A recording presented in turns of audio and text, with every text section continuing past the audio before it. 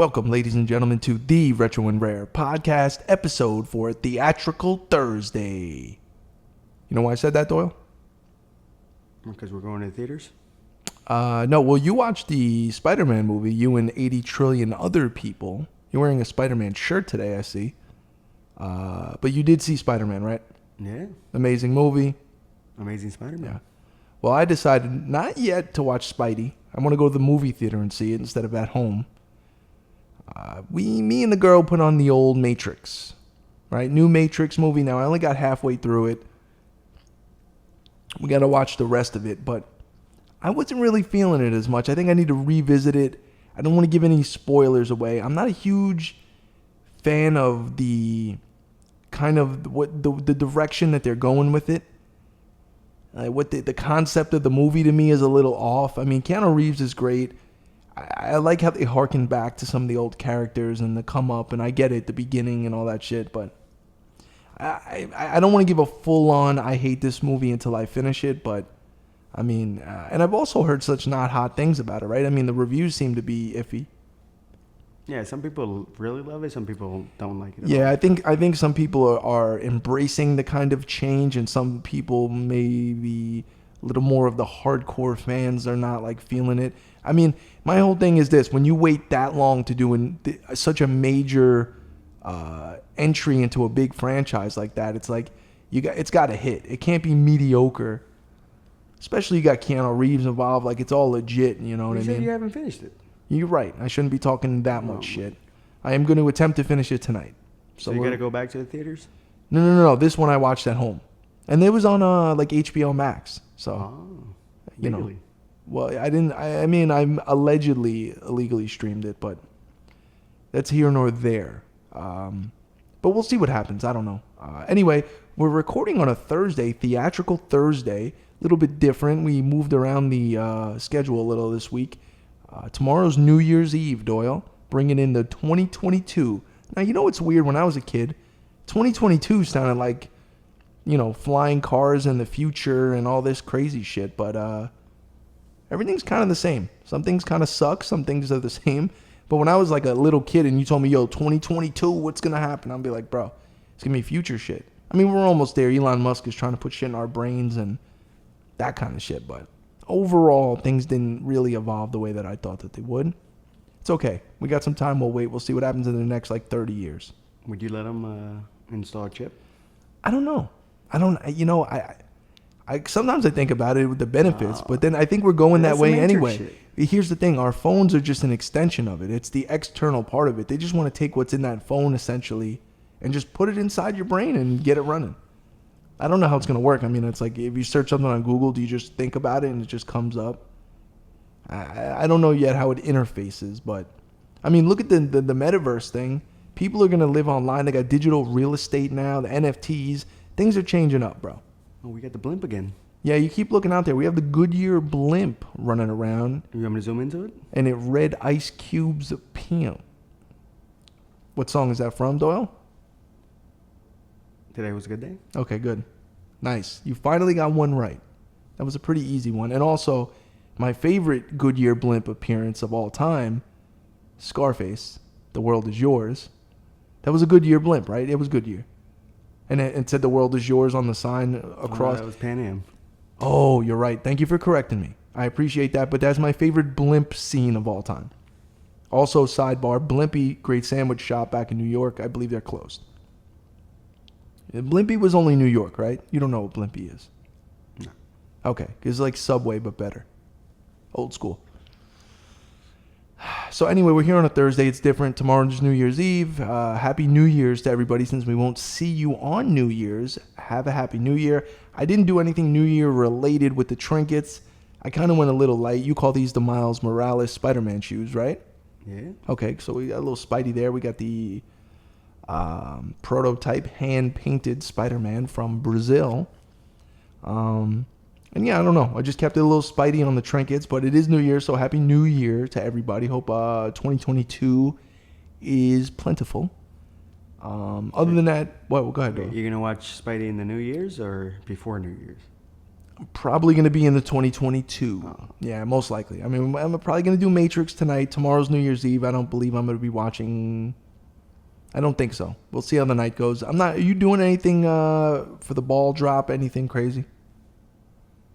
I know we have previous engagements. We have a mission tomorrow, me and you, from the hours of 4:30 to 8:30. We have a thing we got to do. But after that, I don't know. I'm probably going to come back here with the girl and maybe just chill out. I don't know. Maybe they have something cool going on outside at Lake Eola. They usually have something cool.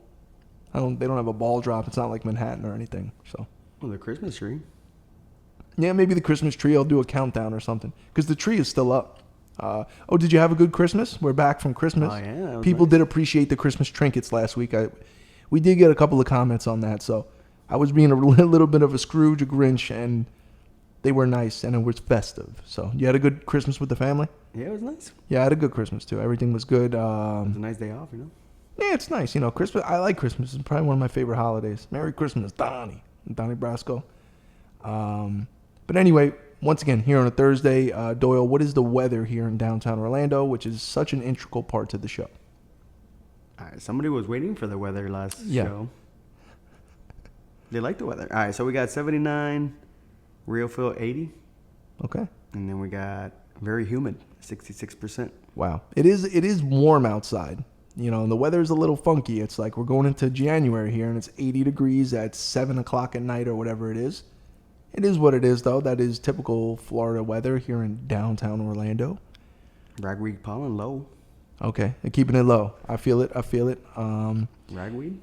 Yeah, ragweed is just the allergen, right? Just a little plant that floats around. Get you a little something. Yeah. Were there some plants that smell like kush, right? There is some. Yeah, I forget the name of it, but there is a plant that's indigenous to Florida that just smells like strong marijuana, but it's not. It's just a regular plant. Do not smoke it. Well, it was in the Solavita. Yeah, back in the old place, there was plentiful amounts of that, which we thought was just a cover up for old people to grow weed. It could have been that. It might still be that. I might have just dry snitched on them. I apologize. But yeah, no, ragweed is just a pollen type of situation. But yeah, other than that, we're here. We're going to get to topic suggestions. We have quite a few topic suggestions come up this week. But before we get to the topic suggestions, Doyle, is there anything you'd like to impart on the people as far as wisdom before we get into the show? I saw the Spidey movie. Okay. It was amazing. I just say, listen, I give you an opportunity every time to impart wisdom, and you wanted to tell the people that you saw the Spider-Man movie.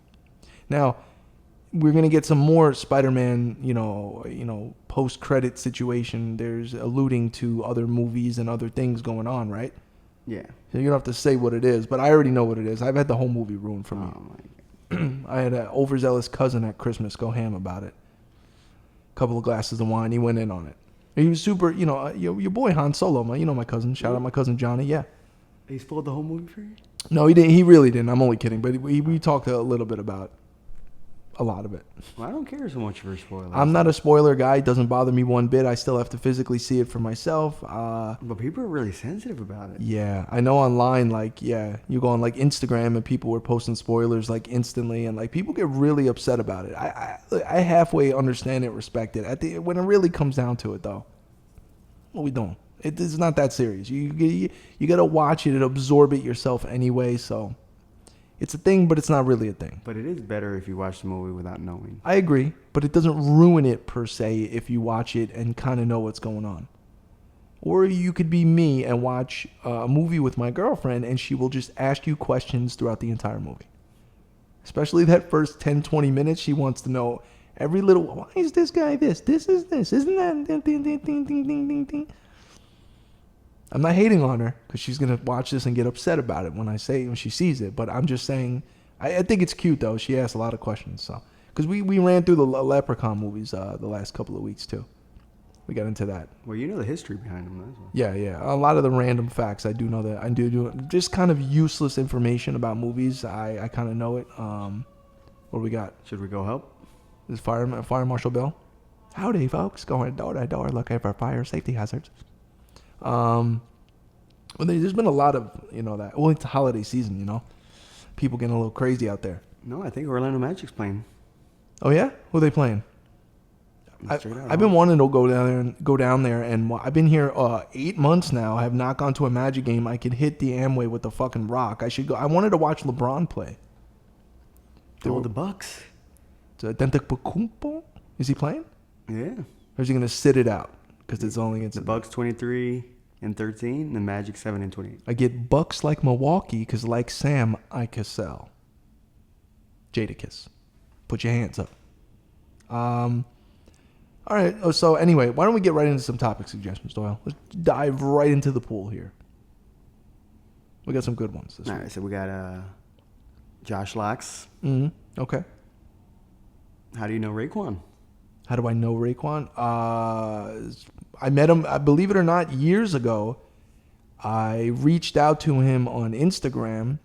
I believe he commented on a picture of mine, like a Wu-Tang post, and I think I tagged him. This is like 8 years ago now, and what happened was I saw that he commented a couple of times on some pictures that I had that Wu-Tang related, and then I reached out to him in a DM because I saw they were going to be at a show in Orlando, him and Ghostface, and I was going to ask him, I DM'd him and asked him if he could sign, if I went to the show, if he would sign the Wu-Tang controller that I have. And he's like, yeah, bring it down, whatever. I never went to the show because the schedule didn't line up.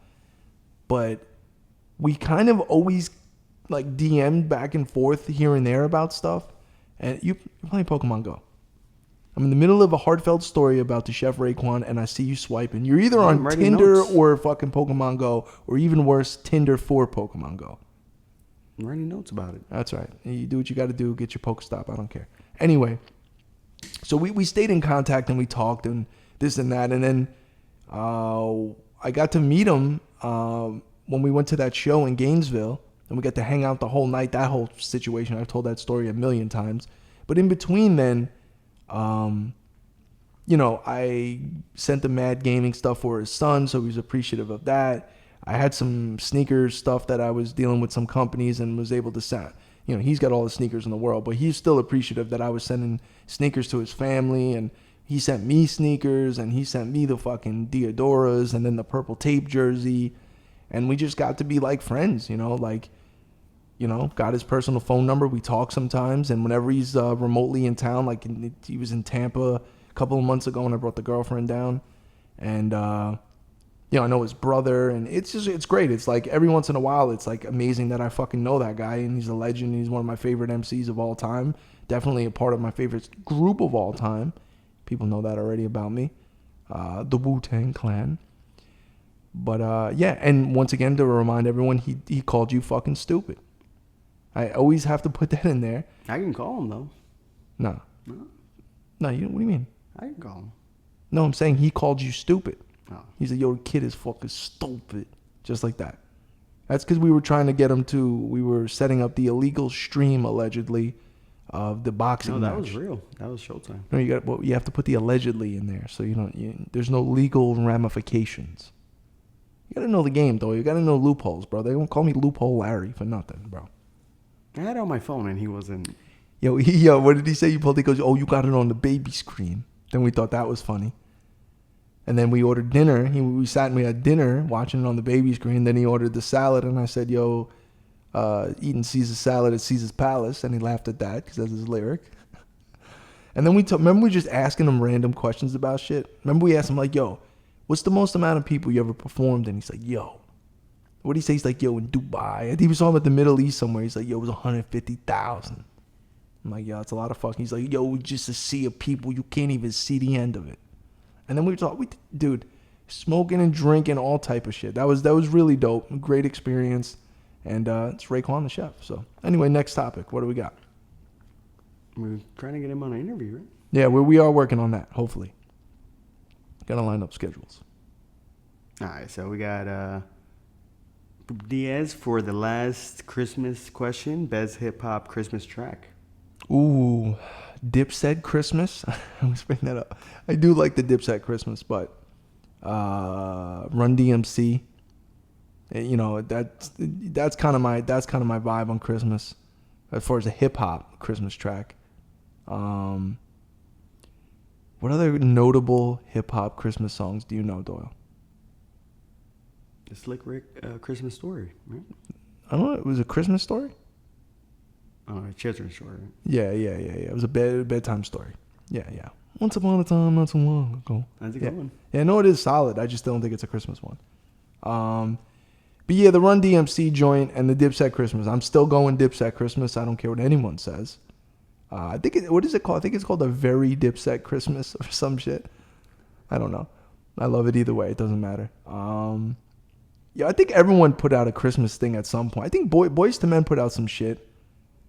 Master P even, I think, put out a Christmas LP at some point. Oh, okay, there it is. We got Christmas on Death Row. Oh yeah, was Snoop Dogg and everyone? Yeah. Was Tupac around? Or was it Tupac days? Or I don't remember that one. Nate Dogg, if you think. Yo, Nate Dogg probably killed that. I could see Nate Dogg on the track. Rest in peace to Nate Dogg. Oh, and while we're speaking of rest in peace, your boy John Madden passed away. And I posted that thing on Instagram yesterday because we were just talking about John Madden last podcast, and I specifically... Oh, you did it because it's past Emma. But it was weird, that I specifically asked, I'm like, is John Madden still alive? So he was, 85 years old, right? What did he pass away from, did they say? It wasn't like COVID or anything, right? I hope it wasn't. Let's see. I mean, 85 is up there. I don't know that I'm going to make it to 85. God willing, I will, but 85 just seems... some people live 105 and they're still kicking, drinking whiskey, or just chilling. I don't know. But either way, Madden was a legend. We didn't say anything disparaging about him. It's just sad that he passed away. I'm sure they're going to do something for the next Madden game. They're going to do some kind of tribute or special edition or something. And didn't you say there was a documentary that was just dropping about him? Coincidentally? Yeah. The Madden doc, right? Yeah, it just says natural causes. He's 85. Yeah, 85. I mean, God bless him. John Madden. He gave us a lot of entertainment. He was a great coach. He was a good steward of the shield for the NFL. And sad, but life goes on, and we'll remember John Madden. I like the old, we talked about this last time, but I like the really original OG Madden games when they were more basic, simplistic shit. I just had the most fun playing those. Super Nintendo. He was in the Replacements, right? He was, briefly, yeah. Replacements is one of my favorite. Speaking of Keanu Reeves movies, what was his name in the movie? Johnny Utah? No, that was Point Blank. Oh, Falco. Yeah, Falco. Shane Falco. What was his name? Fucking Gene Hackman, right? He was the coach? Yeah. He's always pissed, Gene Hackman. That was, I love The Replacements. It's one of my favorite, guilty pleasure movies because it's kind of, it's like a quirky whatever. But I love that movie. I could watch that movie every day. I haven't seen it in a while. I might have to put it on. John Madden net worth $200 million. No. Well, it makes sense. It makes sense.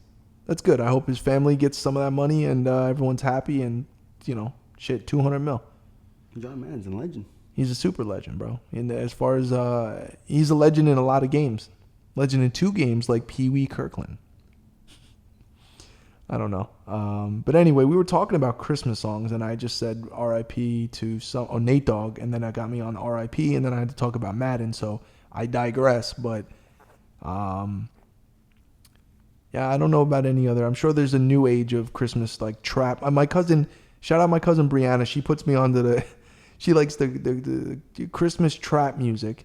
So it's like jingle bells and all this shit, but then they remix it, and it's just like trap beats mixed with that. I mean, it's catchy. It's just not my steez as much, but she likes it. But I had a fun time this Christmas with the fam. It was good. Got to see my nephew and shit. It was good. It was a good time, as it always is. All right, what we got? Another topic. What we got? All right, so we got Invalid Letter. Okay. What are some PS1 games you've been getting the urge to play and haven't in a while? That Thrasher skating game. You ever seen that one before? The Thrasher skate game? I think it's kind of underrated. Great soundtrack. Because I like a lot of those, like the skating games on PS1, you just think Tony Hawk right off the rip. But there was another one. I forgot which one it was called. Like Backyard Skate or some shit like that. Or Aggressive Inline Skating. You ever play that one? That one's kind of sketchy. But the Thrasher game is dope. And then you know what the games I always go back to, always for me, is fucking Need for Speed. The OG Need for Speeds on PS1. Especially Need for Speed Hot Pursuit. Like the first Hot Pursuit, Hot Pursuit 2 on PS2, phenomenal. Still holds up to this day. We need a remake of that game. EA should get on that. We definitely need a remake of that game. But the original Hot Pursuit on PS1 is one of my favorite games to go back to, just because it's like timeless. I could always just play it. I like getting the other cars and shit, fucking McLaren and crazy shit. And then the cops, they introduced the cops in there. And then OG Siphon Filter. I know it's your boy Kowalski in there. Forget about it. He's gone. Remember Siphon Filter in the beginning? Siphon Filter, you know what? I have a lot of memories with Siphon Filter in the rental stores because of that green. The green cover always caught me. And when I remember walking into the rental store, just seeing Siphon Filter for the first time, and that green was always like, yo. Trying to think of what other PS1 games. What about Vigilante 8? Vigilante 8, that's solid. Love that. It's funny because I'm such a huge Twisted Metal fan, but I really do love Vigilante 8. I think it's a great, car battle.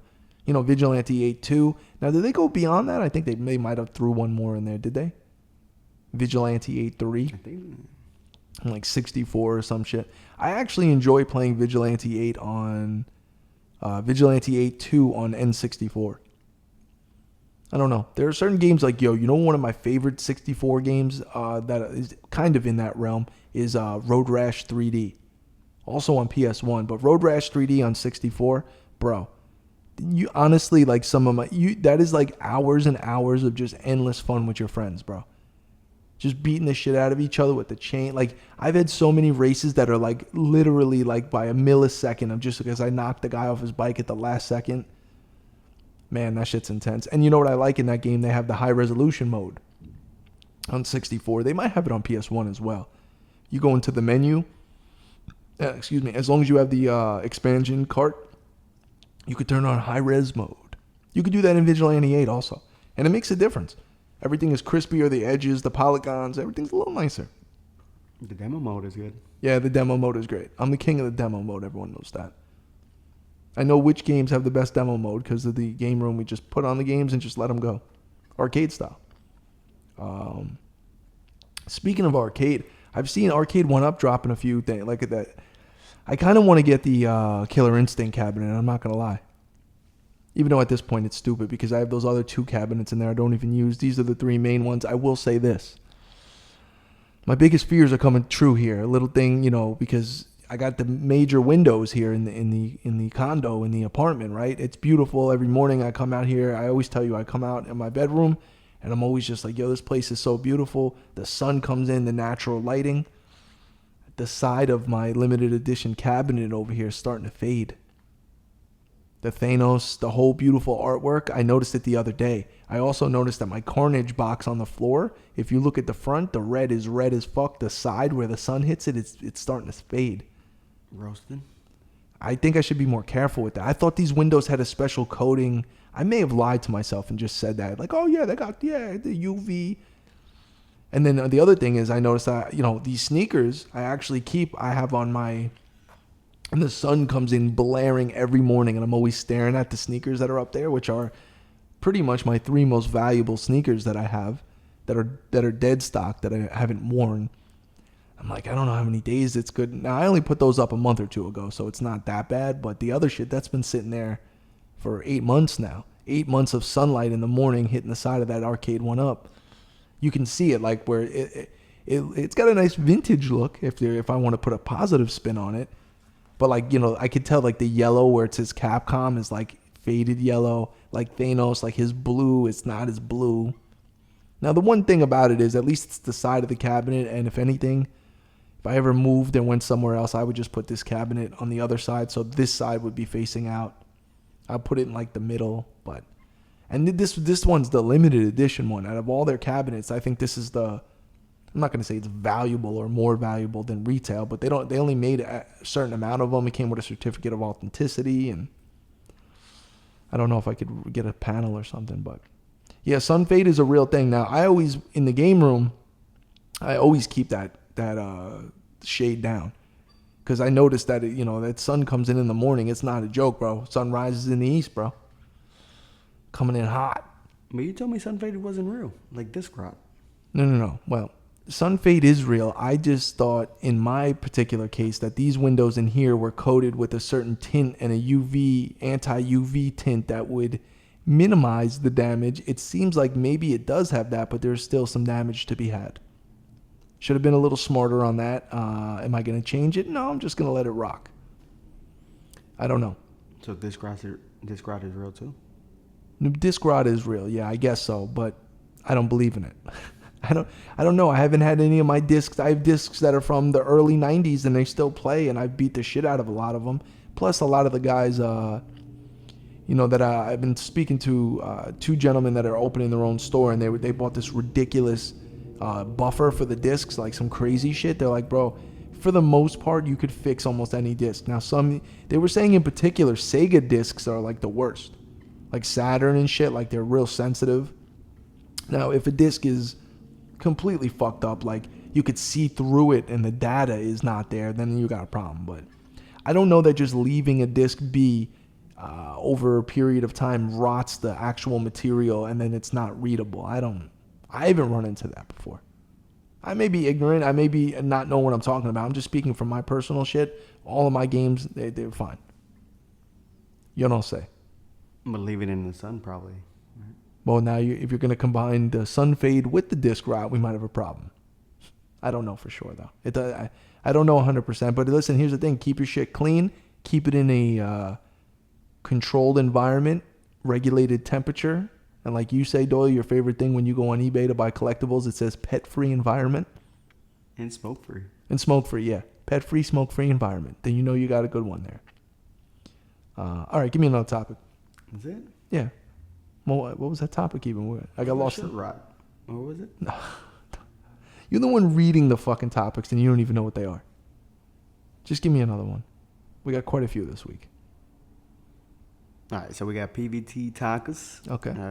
Any video game you're looking forward coming out next year? Oh, Granny T, bro. Gran Turismo 7. When Granny T 7 comes out, I'm shutting it down. You're not going to see me for a while. I might miss a couple podcasts. I don't know. Well, Doyle, the fucking racing simulator is just sitting there like a fucking abandoned puppy. I don't even touch it anymore. We moved it because we recorded the pilot episode. We did a little thing for the Witch and the Warlock with the girlfriend. I thought it went well. I thought it was entertaining. I did put up a clip, a minute-long clip, just as a teaser on my Instagram. I got some feedback for some people. They thought it was pretty funny. They thought it was pretty interesting. We have not shot a full episode. There's a possibility, it's a slight possibility, the girlfriend's going to come over tonight here and we might do something. I don't know it's 100%, so I'm not going to say it. But I will say 2022 is here, and I think the New Year's resolution here, as far as the podcast, is it's time. It's time to really pump the content out. These next few months, either it's do or die with this shit. Because we've been talking all this shit about it, and yes, we've made some headway, but we really need to start doing the right thing with this, you know?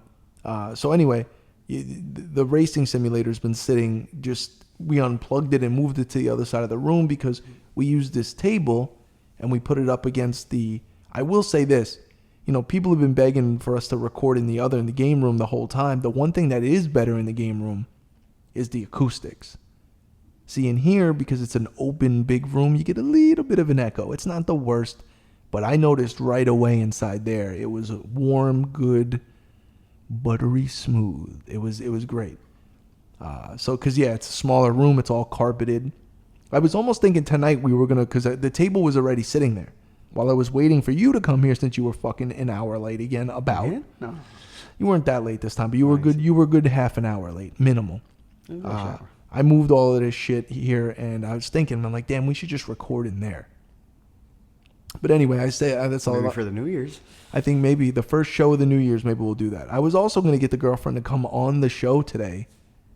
Because I was going to kind of, you got to acclimate her. Like, put her in, like, it's like she's a new little guppy and you put it in the fishbowl. She's got to get used to So I was going to have her on the actual show. Now, she was on the show, whatever episode, 10 episodes ago. But she did audio only. She was in the background. She wasn't, like you. You're not on camera. The new show, she's on camera. And she's great on camera and she's good. It's just that I was going to bring her to this realm on camera and just kind of introduce her to the audience this way, and then we're going to transfer over to Patreon.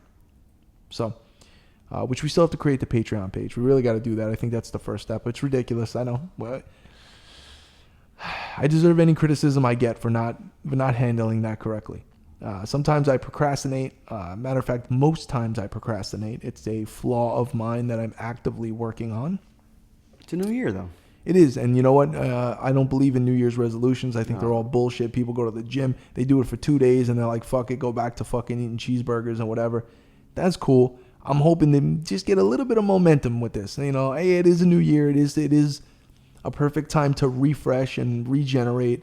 Hopefully that's like a good enough kick in the ass to just get the momentum and carry it through the rest of the year. We'll see what happens. But I say all that to say the reason I'm even talking about this is the racing simulator Gran Turismo 7. As soon as Gran Turismo 7 drops, PS5 from here is going in there, hooking it to the racing simulator, or hell, I might bring the racing sim out here. I don't know. But that is my number one, and that comes out March? I believe it comes out March, maybe February. I believe it's March 22nd. I don't know why that's in my head. Hopefully, they don't delay it. They already did. Gran Turismo is one of the most delayed franchises of all time. Gran Turismo fucking 6 when that came out, or Gran Turismo Sport actually, bro, it was like 3 months delayed, then it was 6 months, then it was like almost a year, I believe. And then it came out, I remember, it was like right around my birthday, and I was so happy to get it, bro. And it was a great game, but the problem with Gran Turismo Sport is they got away from the lineage of what Gran Turismo was, which is very random, obscure cars for car people, creating a great car community online. They went hardcore into the actual sanctioned racing. But people, you know, the cool thing about online communities is we find our own way how to make it like the way we want it. So we changed a lot of those online lobbies into just cruises and cop chases and drag races, and didn't follow any of the normal rules that they kind of wanted us to get into sanctioned racing. As much as I'm a fan of the simulator and that whole thing, I'm not in Gran Turismo to set lap times. I'm pretty good. I'm a good driver. I was once ranked top 15 in the world at one point in Gran Turismo 6. That was a few years ago. But I got away from that, and I just like to... So anyway, the point is Gran Turismo 7 is supposed to go back to the OG with like, you know, 1,000 cars and like everything from the most crazy prototype Ferrari to a 97 Civic hatchback. That's the way Gran Turismo is supposed to be. Customization's getting better. The graphics are obviously going to be nuts on the PS5. And I know I'm in the minority on this. I don't think that many people are as excited for Gran Turismo. Gran Turismo is more of an international, you know, because auto racing is way more international than it is American. Unless it's like NASCAR, Ricky Bobby shit, you know. But what other PS5 games are dropping that are notable for next year, Doyle? Got any news on that? Maybe a Google article? Well, I think the Spidey game's coming out, right?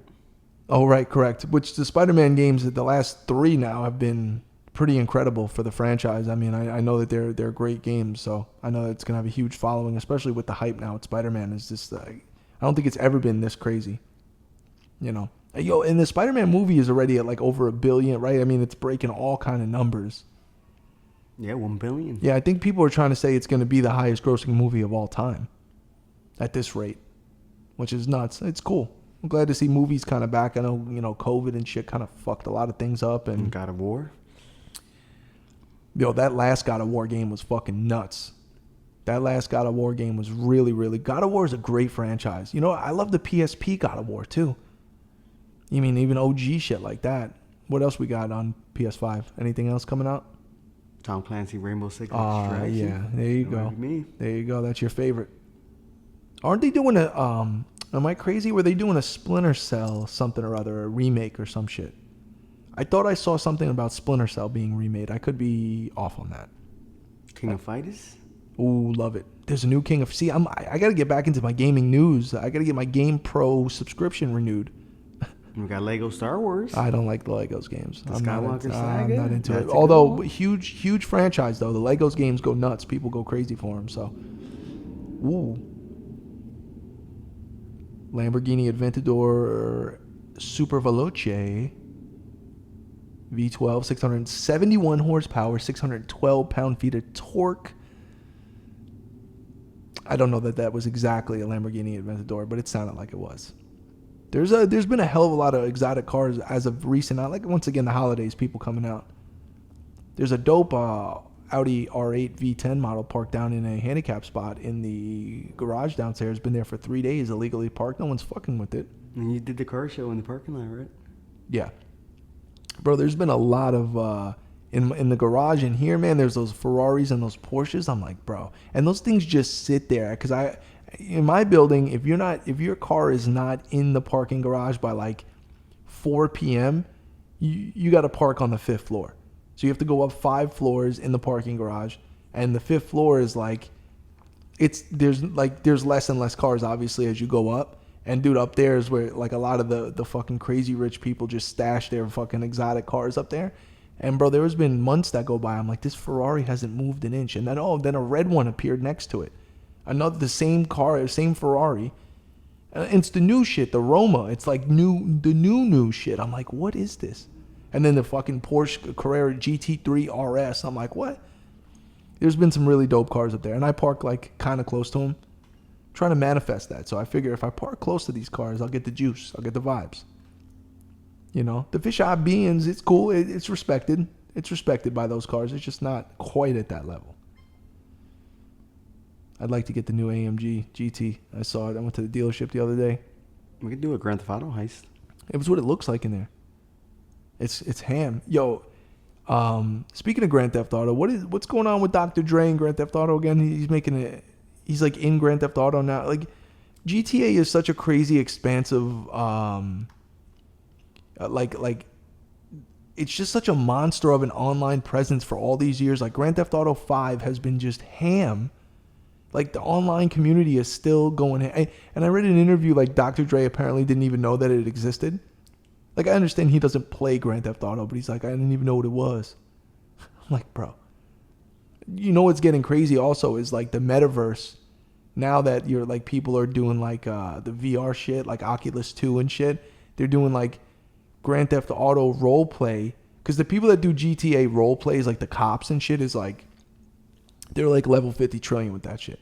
Like they're on there like, yeah, we got a 481 on, yeah. And they like there's strict rules. Like they'll kick you off the server. Like, you know, it's like me with the Gran Turismo lobby, where they kick you out of the rooms if you don't abide by the rules. BS or kick? Yeah, BS. No BS or kick. I put that on the fucking... I didn't start that. Other people did. But it's true. But I always respect anyone that's that hardcore about something like that and then that intense. I always respect it. But yeah, you know, recently I'm like, damn, like this, the VR things, like the VR chat rooms, the VR hangouts. Like I was watching Red Band and Rogan the other day on Rogan's podcast. And Red Band was just going off about how he spends hours and hours and hours and like he hasn't been this addicted since like early video game shit. Like this is like the fun, like he's like, I just hang out with my friends at night, put on the thing, everyone meets up, everyone has their own avatars they created, and it's like there's just endless possibilities. He's like, we just drink and smoke and just hang out. But and you know, Rogan is so funny because like it's so funny how ignorant he can be to certain things, but he's always so open to learn about shit. And he's like, wait, so you're telling me that, like, and they were showing video of like people sitting. He's like, do these people just hang out there? And like when they move their hands, they're really moving their hands. And Red Band's like, yeah, bro, this is how. So like he was explaining to him about digital real estate and how this is a real thing. And like he was explaining like, yo, Snoop Dogg bought this digital real estate. And if you buy the real estate next to him, it's worth a lot of money because Snoop. And then Joe's like, but it's not real. And he's like, you don't understand. This is the way things are going. Like, this is like, we're looking at like the beginning of Facebook right now. Like NFTs and all of that is mixed into all of this. And like the Matrix. Well, he was explaining, he goes, listen, nowadays, especially the younger generation, their online lives are better than their real lives. So they're going to invest more in the online lives to make them feel better and spend more time there. And it's a vicious cycle. And we're all headed there anyway. Tim Dillon was also going off about that, who I love Tim Dillon. He's awesome fellow Long Islander. Very funny guy.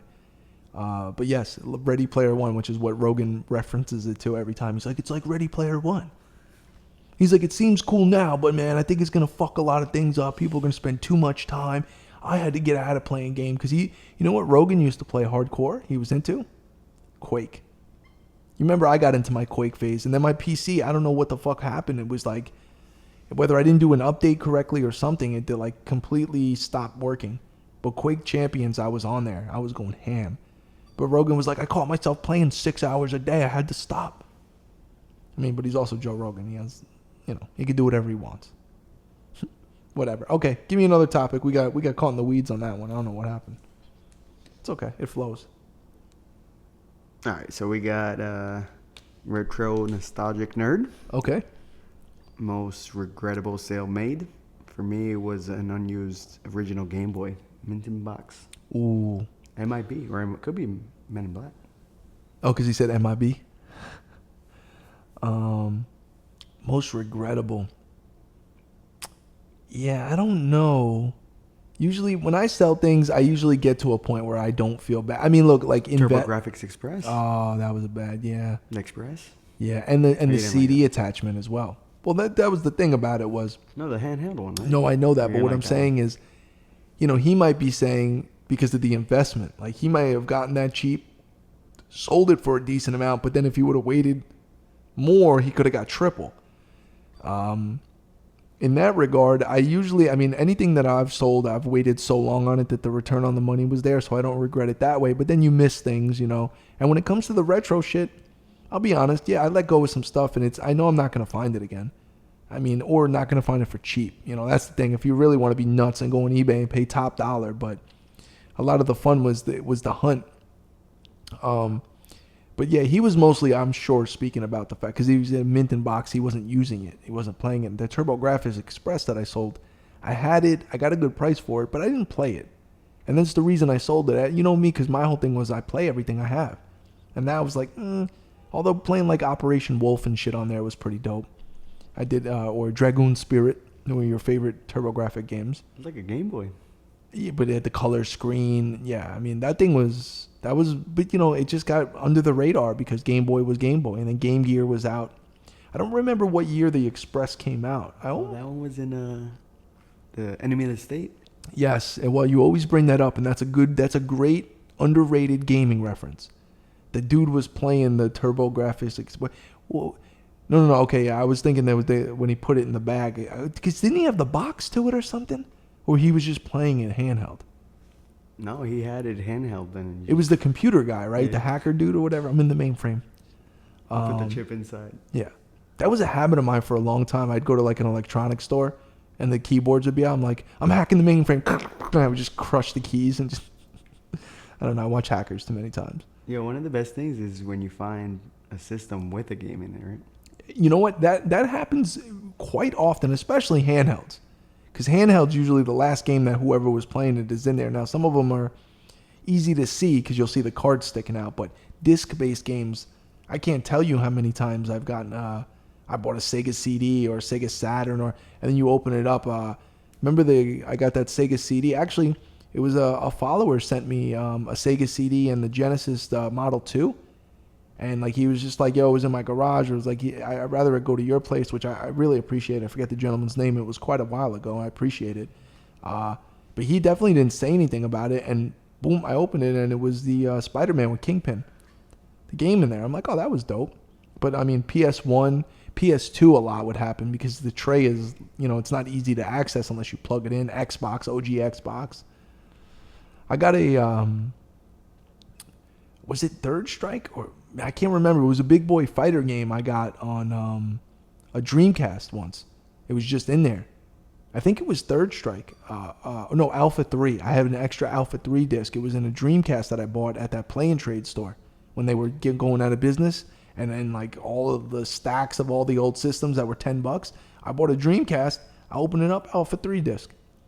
But it's happened multiple times. It's not always a big boy game, but it's always a nice little bonus. It's a nice little surprise. That happened with the Panasonic 3DO, right? No. I don't. Yeah, I think it did. I think it was like some random 3DO game though. It wasn't anything super crazy. I think it was like PO'd. Remember there was that first-person shooter with the hatchet, the guy walking around with the hatchet. Such strange games on the 3DO, but I still fuck with the 3DO. I think it's a great system.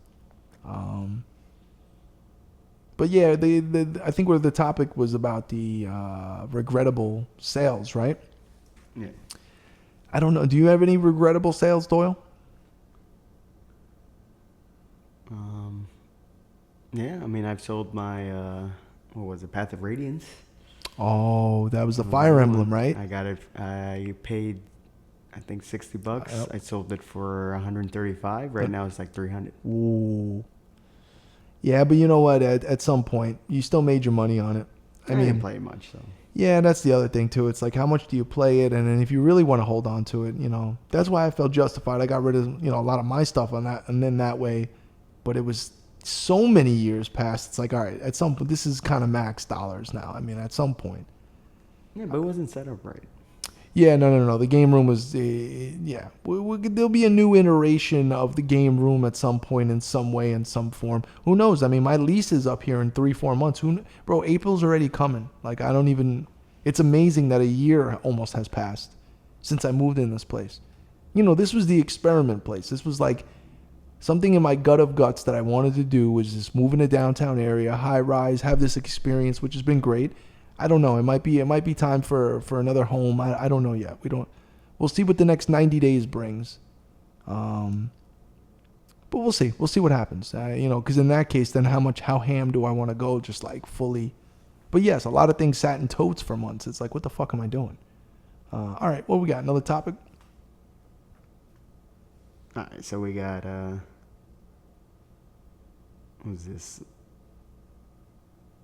20 Entertainment Systems chipping in. What's one thing you're looking forward to next year? You know what? I'm looking forward to the unknown. Because you know what? I think what I've learned this year is I kind of let things go sideways a little bit because I got really complacent and I got really just like in this groove of like living day to day and not like really concentrating on certain passions and things. Like they took a back seat, when I met the girlfriend and we got serious and then there's been a lot of different things in my life that have happened in the last year. COVID happened. Yeah, man, there's just a lot of things happen and a lot of things changed the trajectory of where I thought I was going. And, but I think this year, as much as I just said, like I'm going to kind of see what the unknown brings, I'm going to do that by going after certain things. And seeing what happens, like really going after, maybe we go super ham on the content and see where it goes, really try to like put the pedal to the floor on certain things. Cause I think I let my foot off the gas, and I think letting my foot off the gas caused a little bit of chaos in certain ways. Not terrible. And it's all about perspective and things could be a lot worse, but I think there were definitely some missed opportunities in the last year because I got caught up in a certain lifestyle and a comfort zone. And I kind of want to change that. So I hope the new year kind of brings some new opportunities that I actually don't procrastinate, actually follow through and go after. We're making moves. What do you mean? We got the thing coming up.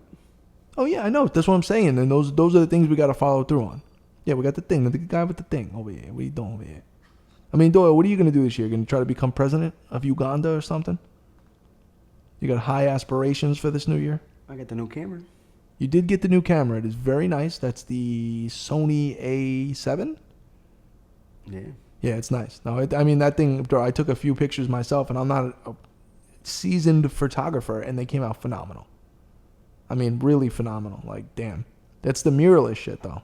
It's crispy. 4K. 4K video, right? That does 4K video? Yeah. Oh, just like we got the 4K here. I took some Pokemon videos. Oh, I think the girlfriend guy, she's going to be so mad that I'm telling you this. She was up in New York for the holidays. She was visiting some family up there. And she bought some Pokemon cards for you. She knows you're excited about Pokemon. She always questions you about Pokemon. She was questioning you last time about Pokemon Go. But she did buy you 2 packs. Now, I don't know what they are. I don't understand why. I don't know if there's, the Son of the Moon or whatever the fuck it is. I don't know if it's valuable or not. We could pull a $300 card. Who knows? It could happen. And also, she actually took from her mother's place. She's like, I had this sleeve of baseball cards from 1987. It's a long sleeve. She's like, hopefully there's something in there worth like millions. I didn't go through them yet. And they're from the box says 1987. It's the old school white long box. Who knows if there's something, but there could be something in there. Barry Bonds? Yeah. Here's another hit, Barry Bonds. That's a good Kanye song. And the flow just hit cold red. Top 5 MCs ain't got to remind me. Top 5 MCs, you got to rewind me. Kanye's nice with it, especially that Kanye.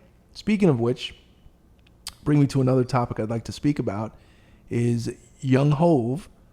JayZ, did you hear what he said about verses? Come on, bro. JayZ. Young Hove. About to change my name to J Peso. In the meantime, call me William H, though. On the Platinum Yamaha, I got the engine gunning, throwing it up like liquor on an empty stomach. You don't know what JayZ song that is, I know. But here's the thing. I'll brush off your shoulders.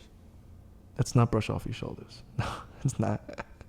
Yo, although I do like that famous video when they had Timbaland in the studio with JayZ and they were going through beats. That's my favorite video of all time, bro. And he's going through beats and JayZ's like, nah, you can see his face. He's like, next beat, next beat. As soon as Timbaland hits the, yo, JayZ's face just turned, bro. I love that video. Anyway, JayZ was on like one of those audio chat things. He was in like a chat room. It was all like famous people, like Alicia Keys was in it. And they asked him about verses, and he said that no one could stand on that stage with him. Nobody.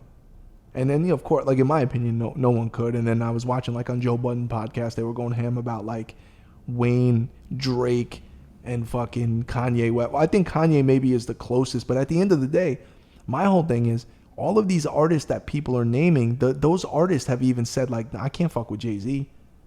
Like, and then the other dude was trying to make the argument that verses is not just about the songs, it's about like, it's 20 tracks, and then it's also the live performance aspect, how the crowd react. But it's like, at the end of the day, no one is fucking with JayZ, bro. He's the GOAT? I think he's the GOAT. Oh. What about Nas? Yeah, well, Nas is a good, but you know what? One hot album every 10-year average. Remember, I'm in the minority that I don't think Ether beats Takeover. I know I'm like, probably 1 in every 50 people feel that way. I hate Ether as a diss track, first of all. I think the beat is terrible. I didn't like the vibe on the song. JayZ effortlessly shitted on everybody in the Takeover. Blueprint is also an incredible fucking album. But even like Kanye West, right? Like if you put Kanye up against JayZ, it's like, yo, but Jay, like some of the songs that like Kanye made the beat for it. Like Jay's rapping on those beats and murdering that shit. So it's like, I don't know. But Nas, I mean, look, it's crazy. I know I'm contradictory here. I do think that Illmatic is the greatest hip-hop album of all time, but Reasonable Doubt's right there. But I could also like Reasonable Doubt, the Blueprint, Life and Times Volume 2 I fuck with. Their later music, as time progresses, I don't think aged as well.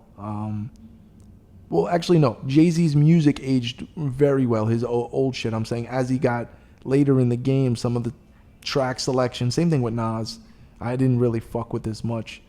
But, you know, I will say this. I listened to Nas's new project. Yo, it's pretty. I mean, I listened to like 6 tracks. I was in my car. It was just kind of solid. I actually was impressed, and I liked it, and I liked the vibe. I liked the track sounded right. I think, what's his name? Hit Boy, which I'll be honest, I know he's a big-time producer now. I'm not super familiar with him. But, yo, I mean, you know, Nas's shit as of late just kind of never hit for me. His last like 3 or 4 projects, I was like, this one? I should really listen to the rest of it. I'm not going to lie, I didn't listen to the whole thing. I did fuck with it. So, yeah. But anyway, JayZ on the Versus stage, I don't think anyone's fucking with JayZ. It's fucking Hove. Young Hove. What about your boy Baby Drake? Drake? Mm-hmm. I get it. Look, taking my bias out of it because I'm not a huge fan of Drake overall. I understand his impact. I understand where he's at. I understand he's got that fucking house that's incredible. I give him credit on that. And he's probably living a hell of a lifestyle. And that's wonderful. And you know what? I respect him. He's worth a few $100 million and he sells all type of shit. And I get it. Up against JayZ though, like you can't sun JayZ. Like JayZ is JayZ. Like Drake is inspired by JayZ. So how are you gonna talking about someone that's been in the game since the early 90s, bro? And he's worth $1 billion, and he's married to Beyonce. And still married, right? Yeah, they got kids and all that. You could just have Beyonce just sit on the Versus stage and not do anything and just go. He could just point every once in a while just to remind you. Like every once in a while, JayZ could be like, by the way, before we go to the next track, I'd like to reiterate I'm worth over $1 billion and this is my wife. Next song. And then he just plays, I'm from the streets where the hood follow woman.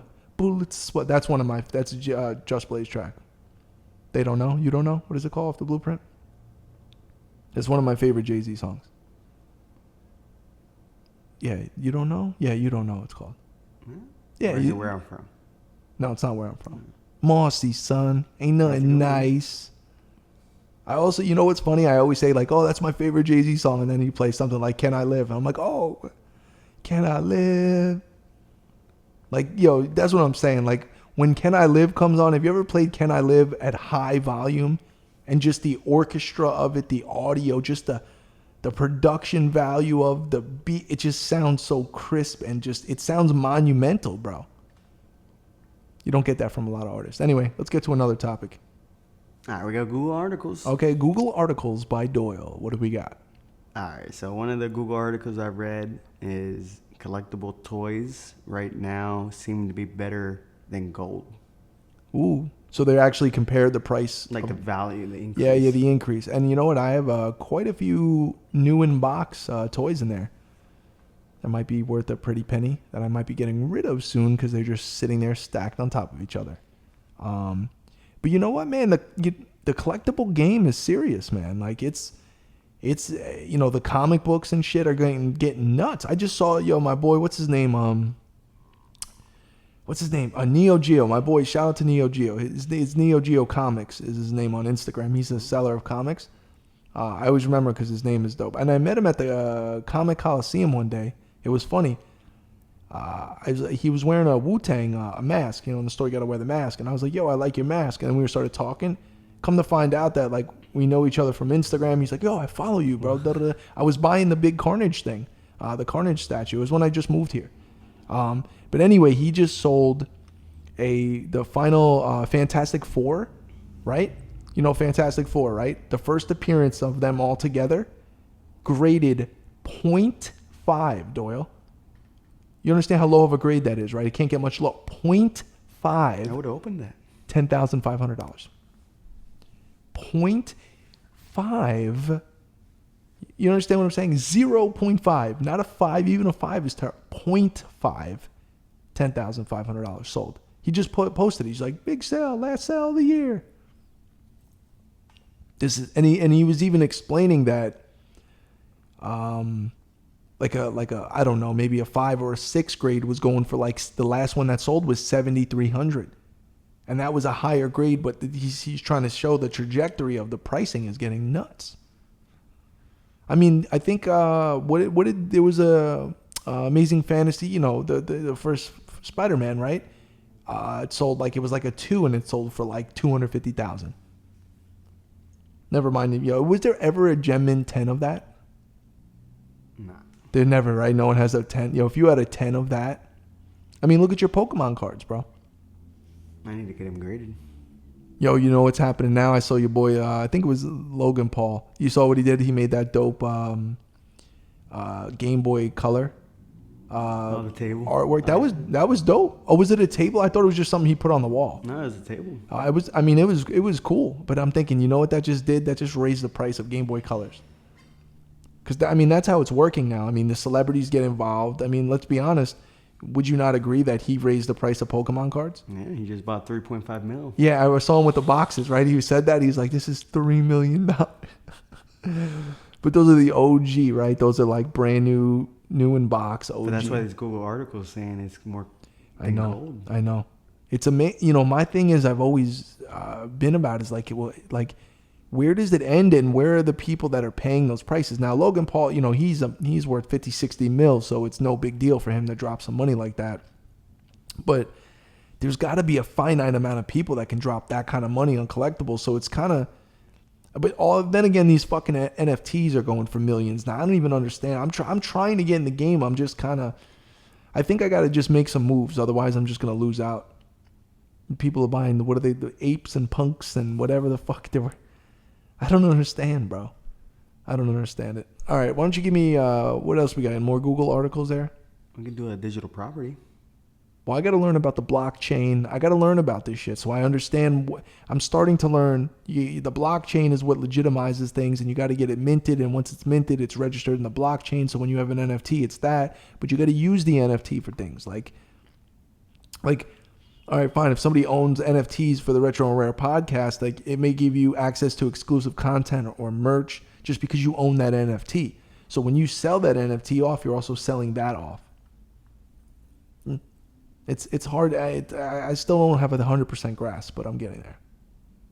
I don't know. All right, give me what else we got. You got something else before we get out of here? We get out of here soon. All right. So what?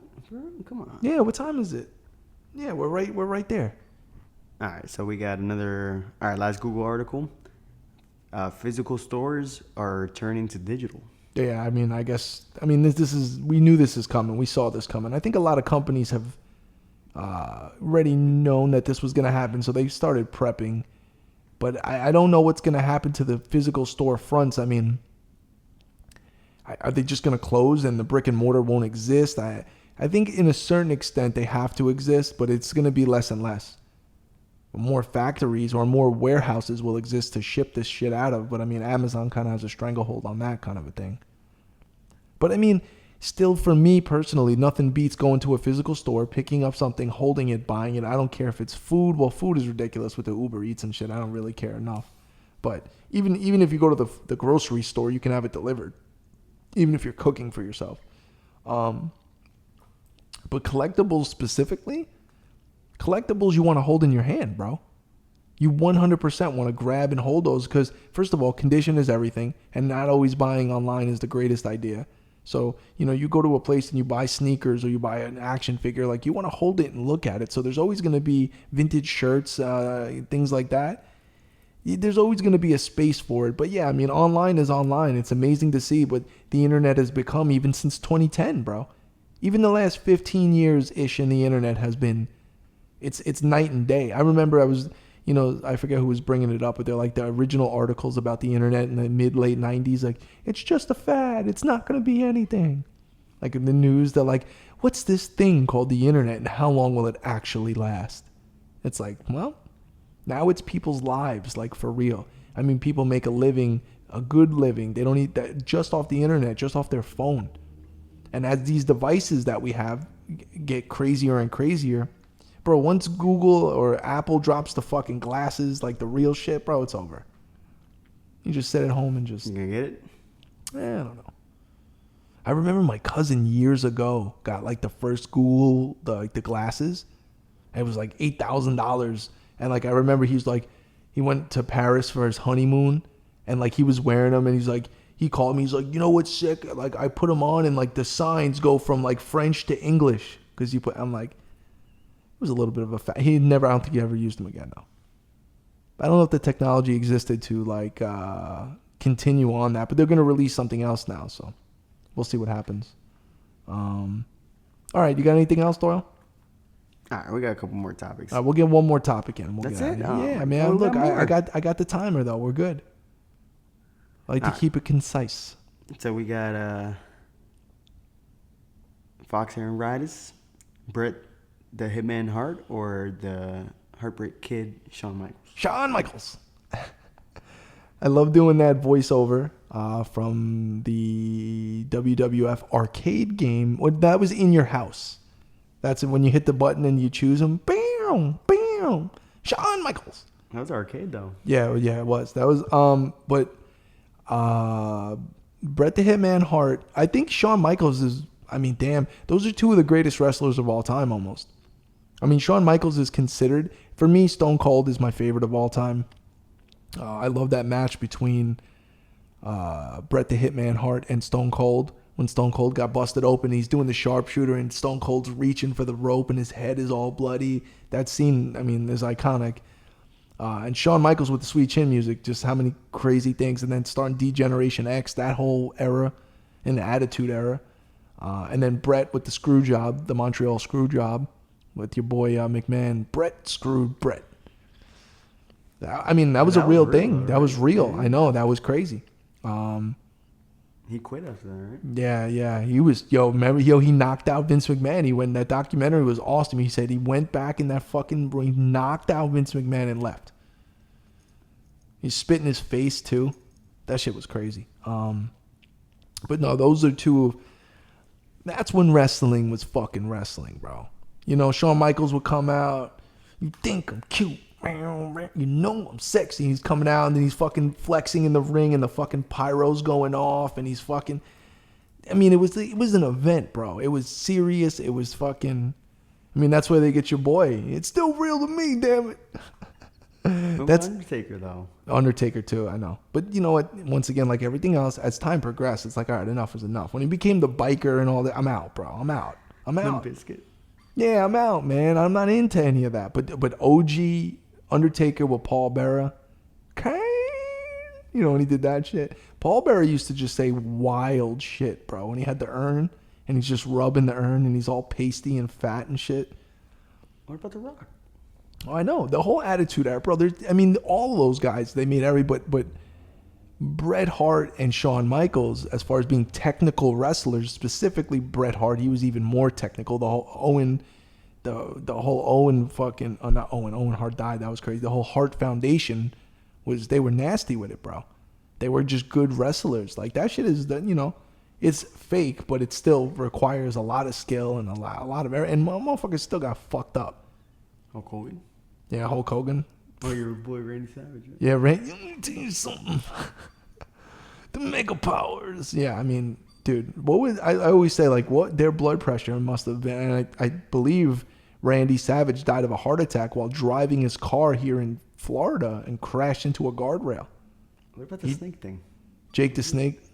Fucking games, man. Jake the Snake, yo. Remember when Queen's Flip tried to hug Jake the Snake? Just give me a hug. He's like, I don't care if you're a fucking fan, man. I don't know why my Jake the Snake sounds a lot like Benicio del Toro from Fear and Loathing. I don't know why that is. And you're going to need the cocaine. You need a very fast car with no top. Shout out Benicio del Toro. But yeah, anyway, those are two of the greatest wrestlers. They're definitely in the top 5, no matter which way you want to shuffle it. Undertaker, blah, blah, blah. Bret Hart, Shawn Michaels. They're some of the best ever. All right, I think we'll end the show on that. Any wisdom you'd like to impart on the people before we get out of here, Doyle? This is for the New Year's. What would you like to say? New year, new you. Okay. You know what? That's positive. We'll end it on that note. I appreciate it. Keep words of wisdom. That's where never give me credit. I gave it to you. I just said it's positive. I like it. New year, new you. Let the people get inspired to go into the new year, do great things. I understand. And what else do you always say? Like, comment, and subscribe, and that too. Yep. Like, comment, share. Like, comment, and share. Got you. Subscribe is good. We're gonna really put in an attempt to get some more content out this year. That's the goal. We should be doing it. Hopefully, the Witch and the Warlock podcast hits the Patreon soon, and the merch follows that, and we get the train rolling here. We'll get the empire started. Until next time, peace.